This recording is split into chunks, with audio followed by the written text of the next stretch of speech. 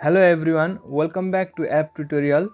In this video we will discuss how you can find your account number on the PayPal app.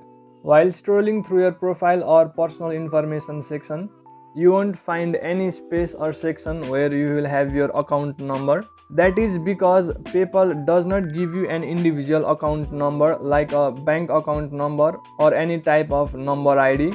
As per the PayPal guidelines, your email address is your actual PayPal ID, hence you won't have any other account number on PayPal. There is no specific ID number or some specific numeric identification to your account on the PayPal app. So if you want to give your PayPal ID to any person to either receive or make payments, then you will have to give your email address that you have used on the PayPal account. I hope this video cleared your confusion regarding a PayPal account number.